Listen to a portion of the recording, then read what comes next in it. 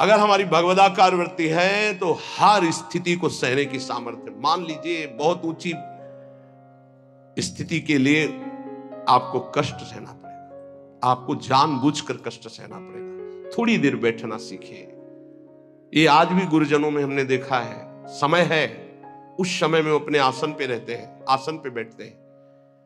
आप सबसे प्रार्थना है एक समय कुछ ऐसा निकालो अपने 24 घंटे में जिसमें आप आसन में बैठने का अभ्यास करें। सुखासन, पद्मासन, सिद्धासन, इसका बहुत लाभ मिलेगा। देख लीजिए, आसन भस्म करे संसार होई आसन से पक्का। संसार के चिंतन का नाश तभी होता है शांत बैठे। ये नहीं यहां खुजला रहे, यहां एक बार रख दिया आप त्वगेंद्री, चाहे जैसी परिस्थिति हो, बार बार मन जाएगा यहां खुजला, नए मंत्र में लगा दे, शांत। नहीं जांग दर्द के, नहीं मैं शरीर नहीं हूं, राधा राधा राधा।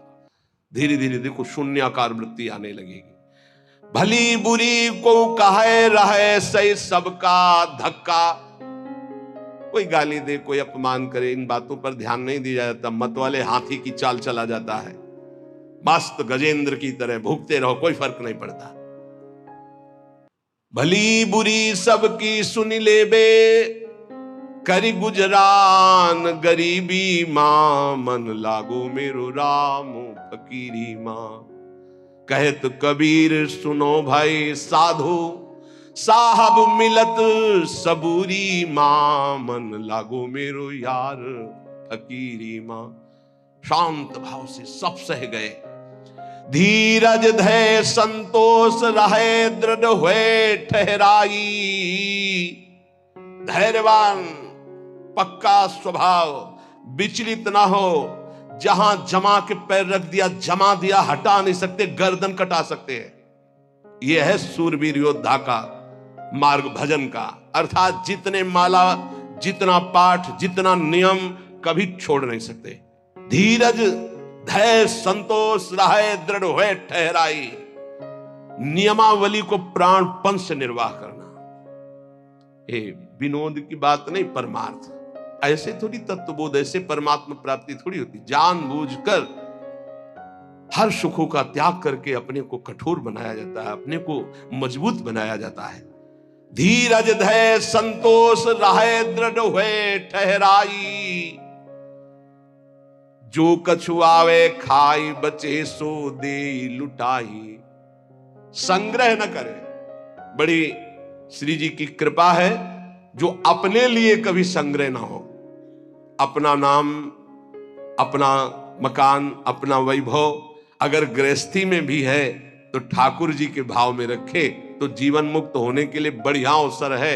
ये घर ठाकुर जी का, नाथ सकल संपदा तुम्हारी, मैं सेवक समेत सुत नारी। और विरक्त में तो भगवान ही भगवान है, उसका कुछ है ही नहीं। कहीं भी अपना अस्तित्व न रहे तो जीवन मुक्त होने में सहजता आ जाएगी।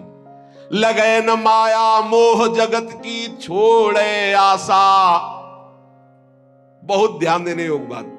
बल तज निर्बल होए, सबुर से करे दिलासा। काम क्रोध को मार के मारे नींद आहार, पलटू ऐसे दास को भरम न करे संसार। ये महापुरुषों के वचन, ये चिंतन करने योग्य है। कह रहे कि जो अपने लिए कोई उपाय नहीं करता, अपना कुछ नहीं रखता, सब प्रभु का, उसको कभी माया मोह परास्त नहीं कर सकता।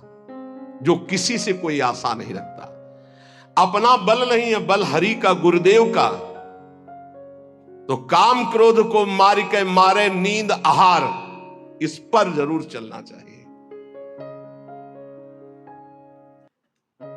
जब भगवत मार्ग में भगवत प्राप्ति की लगन की अगन लगी तो सबसे पहले यही अंदर आया था कि हम कई दिन तक भूखे रहकर भजन कर सकते हैं, नहीं खाएंगे। भजन का तार न टूटे, और कितने दिन हम रह सकते हैं ऐसे, भजन का तार न टूटे।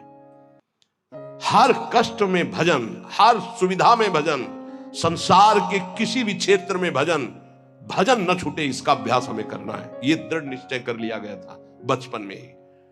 बीच बाजार में, एकांत में, गंगा के किनारे, शहर में, कहीं भी रहो, भजन तुम्हारा नहीं छूटना चाहिए। भूख से, प्यास से या छके होकर के सब सुविधाओं में या असुविधाओं में भजन नहीं छूटना चाहिए। काम क्रोध को मार के मारे नींद आहार, यह है दिग्विजयी योद्धा भगवत भक्त। काम क्रोध को मार के मारे नींद आहार, नींद पर विजय प्राप्त और आहार पर विजय प्राप्त। ये ऐसे होता है 20-20, 10-10 मिनट नींद को मारा जाता है। ऐसा नहीं कि बचपन से ही नींद पर विजय प्राप्त हो जाती है, बहुत कष्ट सहा जाता है। रात्रि में जहां गुरु आश्रम में थे 9 बजे सो जाते थे, 4 बजे उठने का नियम था वहां प्राय सब। गुरुदेव ने 2 बजे का नियम बनाया, गुरुदेव 2 बजे उठते थे और सबके लिए छूट थी।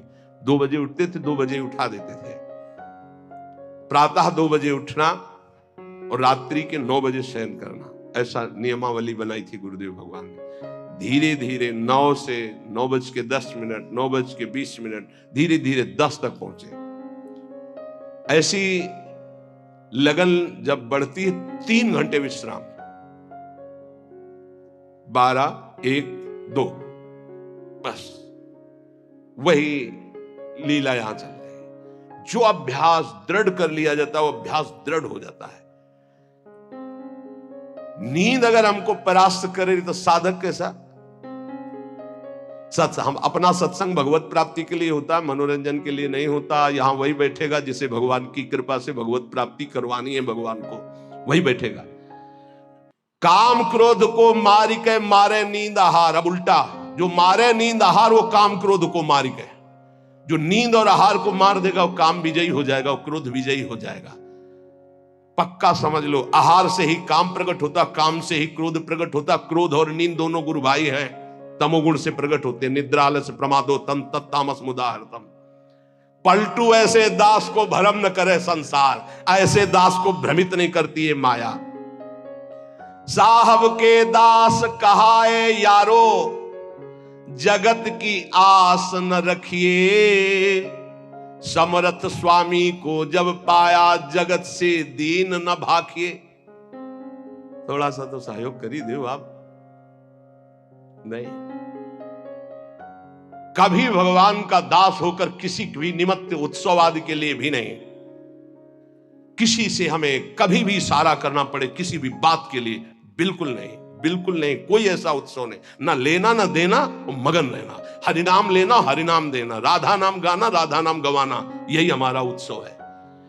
सील स्नेह शीतल बचन, यह संतन की रीति। सुनत बात के जुड़ाए जावे, सबसे करिए प्रीति। संतों की रीति यही है कि उनके वचन सुनकर संसार के ताप से तापित जीव आनंद को प्राप्त हो जाए। हमारे प्रभु अंदर की बात देखते हैं। देखो, बहानेबाजी जो है, अंदर का भरोसा टूटा ना प्रभु का, तो बाहर का नाटक प्रभु की प्राप्ति नहीं करा सकता। अंदर का भरोसा, अंदर से अगर अर्थ प्राप्ति का किसी भी तरह से भाव बन गया तो हमारा जितना किया करा ऐसा माटी हो जाएगा। चाहे हमारे शिष्य हो, चाहे हमारे मित्र हो, सब ये बात सुन लीजिए। हमारी अंतिम अंदर की बात यही है, हम कामी हैं, क्रोधी हैं, माना हम भगवान के लायक उस कोटि के नहीं, लेकिन कम से कम जो हमारे भगवान का भरोसा है वो तो ना टूटे। प्रियाजू का भरोसा ना टूटे, चाहे विश्व में कोई भी हो। ये बात समझ लो, अगर भरोसा उनका बना रहा तो आप कुछ भी हो भगवत प्राप्ति हो जाएगी, और भरोसा प्रियाजू का टूट गया तो कुछ भी हो भगवत प्राप्ति नहीं होगी। बात भरोसे की है। यहां जो अभी कहा गया कि पलटू ऐसे दास को भ्रम न करे संसार, ऐसे दास को भ्रमित नहीं कर सकता। कैसे दास को? कि जैसे हमारे इष्ट रखें वैसे हम रहे। जो प्रभु हमें पवायों पारे, जैसे प्रभु रखे। गुरु का और शिष्य का संबंध आज्ञा पालन के लिए होता है। आज्ञा पालन ही गुरु पूजा है। अगर गुरु की आज्ञा पालन नहीं तो बाहरी भेंट और माला और रबड़ी रसगुल्ला ये गुरु पूजा नहीं है, ये व्यवहार है। ये हम बाबा जी तुम ढेर सारे कपड़े ले आओगे तो क्या करेंगे? क्या करेंगे इनको? तुम ढेर सारी वस्तुएं ले आओगे, हम क्या करेंगे? अरे उधर पोषण करना, राधा राधा गाना, हमें कुछ नहीं चाहिए। अच्छा, जिस दिन बिजली नहीं होगी, जिस दिन माइक नहीं लगेगा, तो जितना आवाज है उतनी आप तक पहुंच जाएगी। आप धैर्य से सुन लीजिएगा। अर्थ की चाह करने का मतलब है श्री जी से दूर हो जाना। हम खुली बात इसलिए कहते हैं कि घुमा घुमा कर यही माया अंदर आकर के बैठ जाती है। कोई व्यवस्था नहीं, किसी का सहयोग की जरूरत नहीं। ये जो भगवत चर्चा हो रही यही व्यवस्था है, इसी को अपने जीवन में उतारो। हमारी आंतरिक व्यवस्था है। ये शरीर तो उनके सहारे जैसे चाहे रखे, पूरा जीवन हो गया। अब तो जा रही अंतिम, अब तो शाम होने वाली है। प्रभात से लेकर के दोपहर हो गई और शाम हो गई। एकमात्र साहब का भरोसा, एकमात्र इष्ट का भरोसा, और सत्संग और नाम जप और एकांतिक, ये केवल आपके मंगल के लिए। जिस दिन इसका स्वार्थ आ गया ये भी बंद हो जाएगा। जिस दिन मुझे सुनाई पड़ा कि ये भी बिकने लगा उसी दिन बंद हो जाएगा। वैसे अभी भगवान की कृपा से जितने पार्षद वो पक्के हैं, कहीं हमको ऐसा दोष नहीं दिखाई दिया। सब बेचैं वेद धर्म दुइले ही, अगर वो ये जीवन में आ गया तो जीवन बिक गया, किसी काम का नहीं रहा। साहब के भरोसे से हमारा जीवन चलता है। आप जितना नाम जप करेंगे, आप जितने धर्म से चलेंगे,